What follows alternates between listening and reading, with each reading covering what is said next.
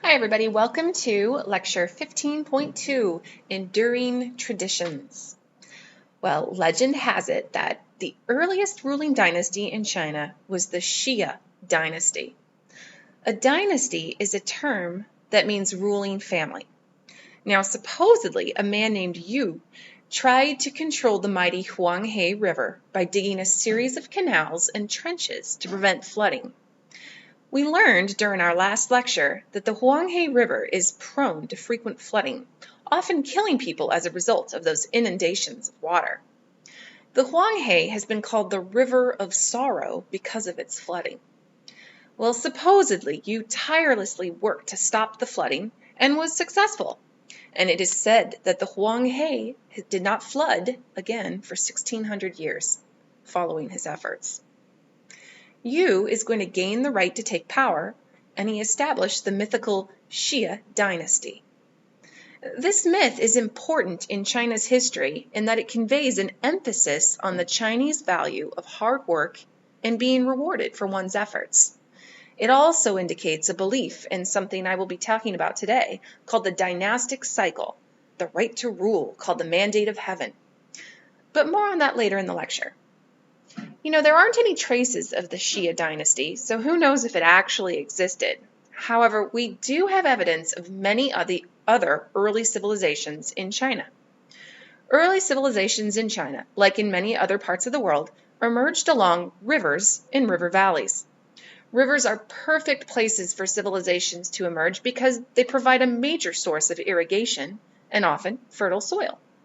These are essential for widespread agriculture and can support a growing population, one of the key characteristics of any early civilization. Simply put, China was able to have an agricultural revolution and create a food surplus, which led to the rise of civilization or concentrated populations in early cities. Other characteristics of any civilization include government or political systems. They also include religion, as well as they have some type of achievement that they're known for. In early China, archaeological evidence suggests that civilization first emerged along the nutrient-rich Yellow River, also called the Huanghe River. The first official ruling family in China was the Shang Dynasty around 1650 BC. Dynastic rule continued in China from 1650 BC until 1911. That's a long time. The Shang dynasty, like all dynasties in China, had a fairly centralized government with an organized social hierarchy. There it is, Mrs. Malloy's favorite word, social hierarchy. It is evident that the Shang had a well-equipped army using the latest technology of the day.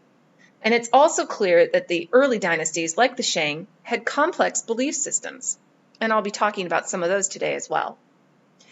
Early Chinese belief systems included ancestral worship using appointed priests and priestesses. Early Chinese priests used oracle bones to explain the natural world. What's that? An oracle bone? An oracle? Huh? Right. Well, an oracle is a person who can connect to the gods. Sheep or goat bones were used in this process. The oracle would look at cracks in the bones once they were heated over a fire, and then draw conclusions and make interpretations about the natural and spiritual worlds. There's also evidence from early dynasties like the Shang that cultural and technological achievements took place and were made. One of these achievements included a complex writing system. Early Chinese writing was picture-based, also called pictographs. There's also evidence that the early Chinese used symbols called ideographs or ideographs. Eventually, the combination of pictographs and ideographs will result in the creation of the modern Chinese character-based language that they have today. This type of writing system will later spread to other parts of Asia, influencing places like Korea, Japan, as well as Vietnam. The Shang were responsible for creating well over 3,000 characters, with subsequent dynasties adding up to 10,000 characters.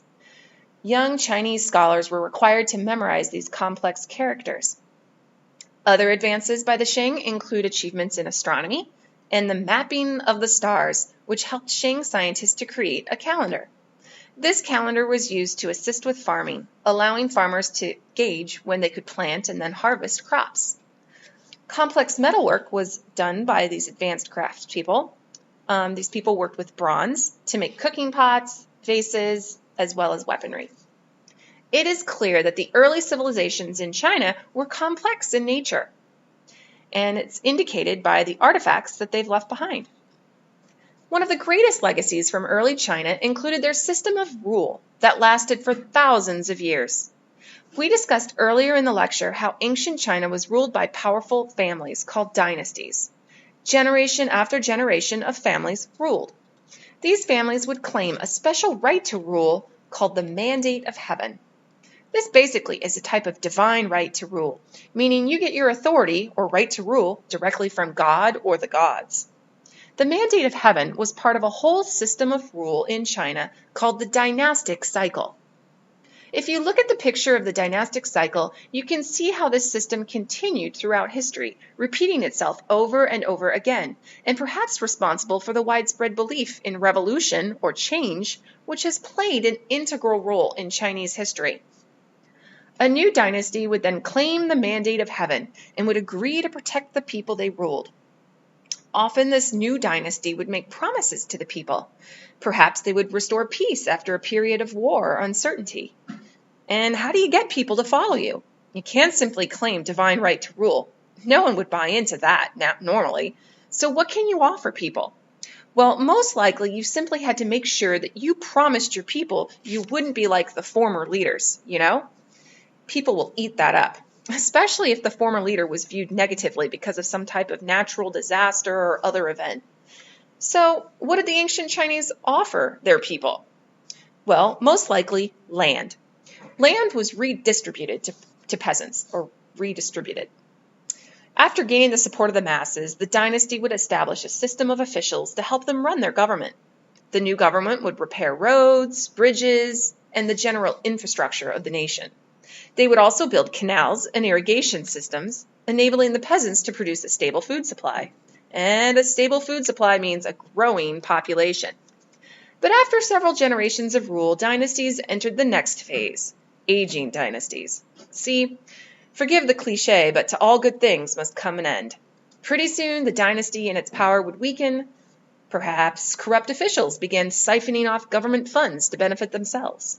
Maybe the royal family would begin overtaxing their population, or maybe they were leading a lavish lifestyle in fancy palaces.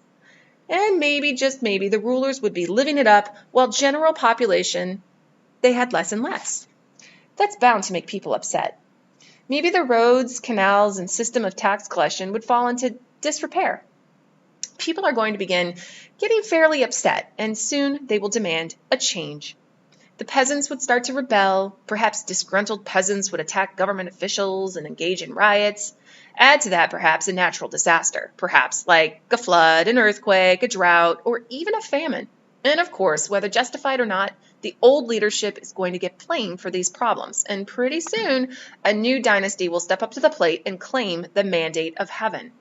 And then they'll assume control. Again and again, this will occur in China from 1650 BC to 1911 AD, just before World War I. Wow, that's more than 3,500 years. And during this period of dynastic rule, we're going to see a variety of new philosophies take shape and influence people's lives. Each of these philosophies dealt with the fundamental question: what principles should guide human conduct and ensure order in society? The answers to this question are found in the emergence of three main philosophies in China, as well as a belief system that spread there from India. The three schools of thought, or philosophies, include Confucianism, Taoism, and legalism. Confucianism, founded by Confucius around 551 BC, deals with how to restore peace and harmony in society following periods of upheaval. Confucius came up with many ideas, which were later written down and collected in a book called the Analects.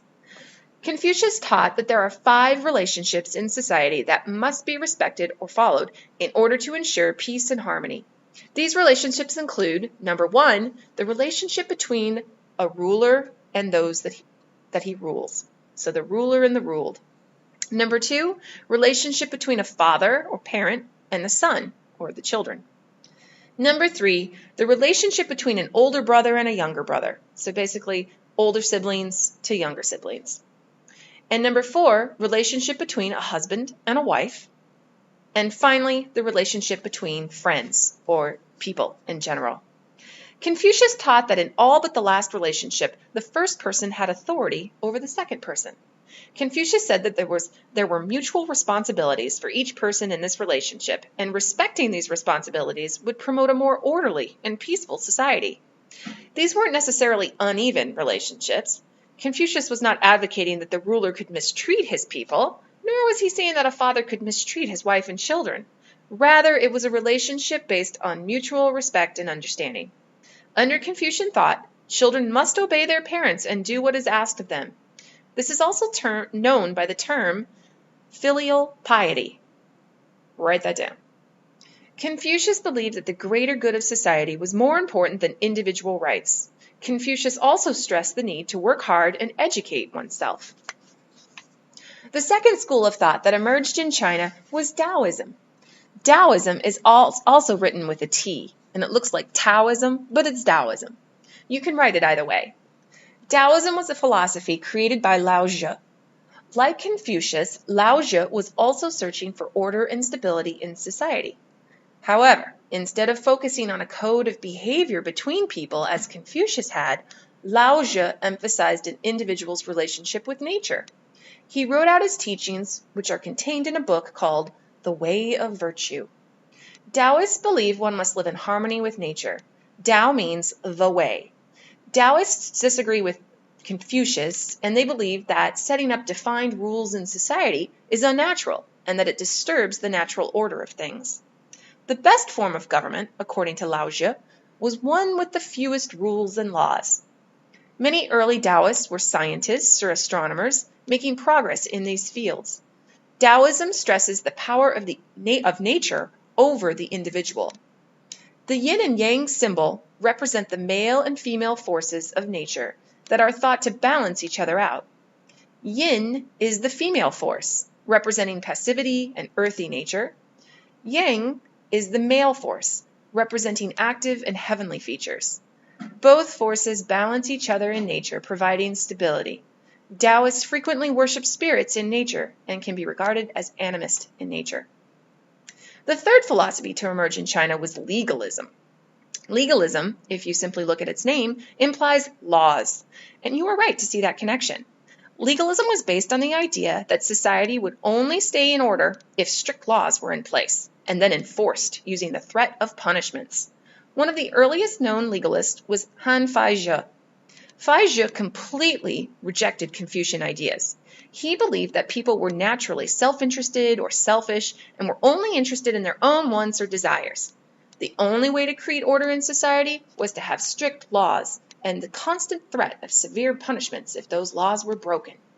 Those who followed the laws were the people deserving of kindness and rewards, according to legalist philosophy. So how did legalists believe these laws must be put into place and enforced? Well, this could only be accomplished in a society with a very strong leader who had the power to punish those who disobeyed. One of the most famous emperors to use legalist principles and unite China was Shi Huangdi from the Xia Dynasty, but more on him later. Finally, early China was influenced by a belief system that spread there from India through missionaries and trade routes, and this happened during the 1st century AD. Although Buddhism never really took hold in India, it was really appealing to the Chinese. Unlike the 3 schools of thought or philosophies which emphasized life on earth and were more secular or non-religious attitudes, Buddhism dealt with spiritual matters, offering a more compassionate view of mankind and promising an afterlife with the hope of reaching nirvana. We already learned about the origins of Buddhism in our last unit, but as a review, traditional Buddhists believe that life is suffering, and suffering is caused by desire.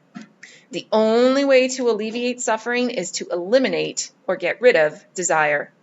And the only way to eliminate desire is by following the Eightfold Path, which is basically a step-by-step process for eliminating desire. So, just to put that in layman's terms, you all want a smartphone. Not having one makes you unhappy. In order to be happy, you need to stop wanting that smartphone. So the only way to do that is to follow the Eightfold Path. Buddhism was a natural fit in China. The Chinese incorporated these beliefs into Taoist, Confucius, as well as legalist schools of thought. All of these philosophies and this belief system continue to influence how people live in China, having profound effects on people's values as well as their social beliefs. Thanks for listening. Bye.